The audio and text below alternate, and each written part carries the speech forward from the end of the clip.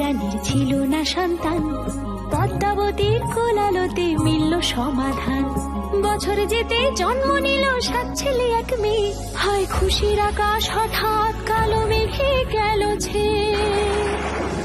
হিংসেতে যায় জ্বলে পুড়ে বাকি 6টি রানী, যুক্তি করে ঘটায় ওরা 7 কুমারের হানি।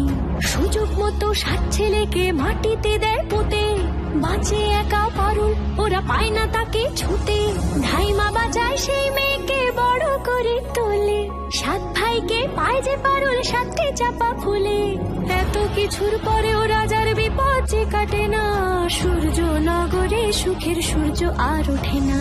হিংসা বিবাদ বিচ্ছেদ আর প্রেমের কাহিনীতে পারুল বোন কি পারবে 7 ভাই চম্পাকে জাগাতে।